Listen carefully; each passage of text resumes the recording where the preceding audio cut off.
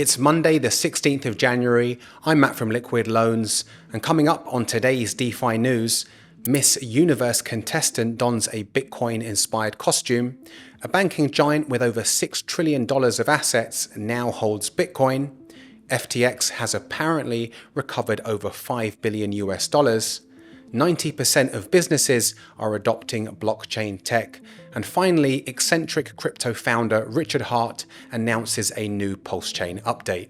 So with no further ado, let's go.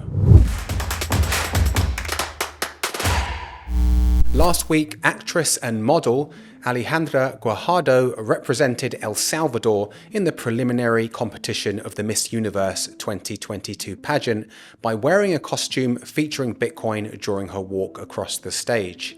In an Instagram video post in which she tagged the El Salvadorian president, she was seen in the video clip walking stylishly with a giant colon strapped to her back, adorned with cocoa beans, and in her right hand, the beauty queen carried a staff with a large physical Bitcoin. She said this look represents El Salvador's history of currency. For a long time, cocoa was used and then the colon until it was replaced by the US dollar. And in 2021, El Salvador became the first country in the world to use Bitcoin as legal tender. The Miss Universe contest was held on the 14th of January, with Miss USA taking the crown. But nonetheless, the fact that Bitcoin and cryptocurrency has made its way into the most famous beauty pageant in the world will bring more eyes and therefore interest to the crypto space. The American and global banking giant Morgan Stanley has added Bitcoin as one of the assets it's now managing for its clients, with the move made through its Europe Opportunity Fund with an investment in the Grayscale Bitcoin Trust, or GBTC for short. According to the company's filings, its total investment in GBTC came in at $3.6 million US, despite the broader crypto market struggling to regain much interest as of late. GBTC is where Wall Street has mainly gained exposure to the crypto space, but investing in Bitcoin directly or indirectly does not come as an everyday occurrence in the legacy finance and banking sector. That being said, this push from Morgan Stanley will no doubt inspire other investment banks to sit up and take note that cryptocurrencies are the real deal, and also establish its position as one of the first major legacy pioneers to venture into the crypto world. Also, BlackRock, one of the largest investment management firms in the world, has also added Bitcoin to its $15 trillion US global allocation fund. But unlike Morgan Stanley, which invested indirectly, BlackRock reportedly invested directly into the coin. So whether these behemoths invest directly or indirectly into Bitcoin, it's clear as day that crypto is finally getting adopted by banks and financial institutions that just a few years ago called it an index of money laundering. But 180-degree turns like this speak volumes to where things are now heading. Failed crypto exchange FTX has recovered more than $5 billion US in liquid assets, but the extent of customer losses in the collapse is still unknown, an attorney for the company told a US bankruptcy court last week. The company, which was valued a year ago at $32 billion US, filed for bankruptcy protection in November, and US prosecutors have accused the former CEO, Sam Bankman-Fried, of orchestrating an epic fraud that may have cost its customers and lenders billions of dollars. Andy Dietrich, an attorney for FTX, said at last Wednesday's hearing, "We have located over $5 billion of cash, liquid cryptocurrency, and liquid investment securities." He also said the company plans to sell non-strategic investments that had a book value of over $4.6 billion US.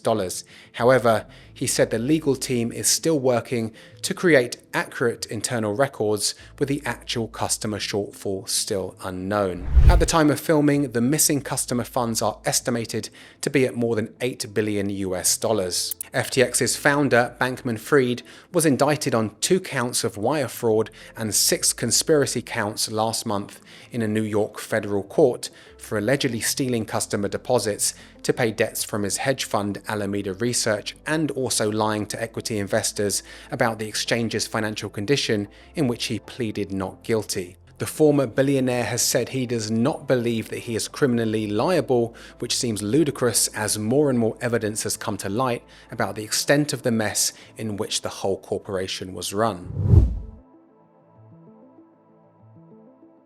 The crypto and blockchain space has had a bumpy year, to put it lightly, but that's not stopping enterprises from looking into the industry.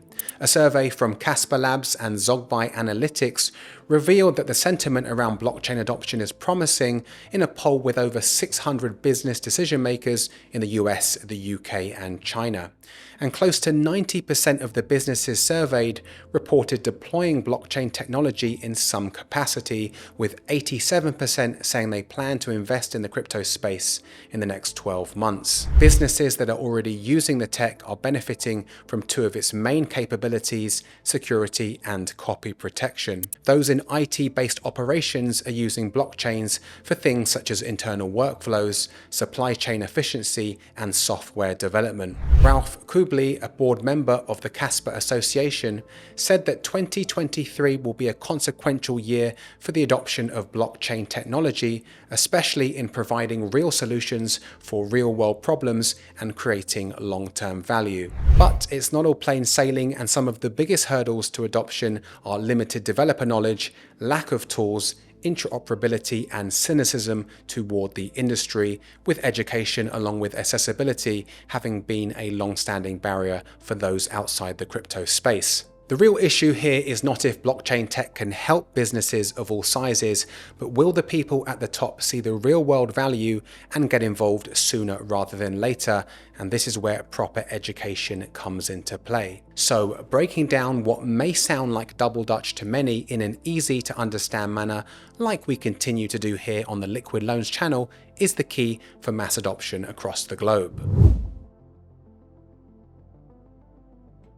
Crypto founder Richard Hart tweeted on Thursday last week about a PulseChain update with a screenshot of a staking launchpad for the PulseChain v3 testnet. The teaser showed the interface for users that want to become validators to help secure the network and earn rewards for doing so. The tweet caused a lot of excitement on crypto Twitter, with many predicting that the testnet version 3 is just around the corner and will be the last step before the PulseChain mainnet. So now that the whole of the Hex and PulseChain communities are back on the edge of their seats, let's hope we get to see this sooner rather than later. This has been your DeFi update on Monday the 16th of January 2023. If you like update videos like this, do hit that subscribe button and that bell icon so you're notified every time we drop new videos on the channel. You can also tap the like button and share the video with someone who you think it may benefit.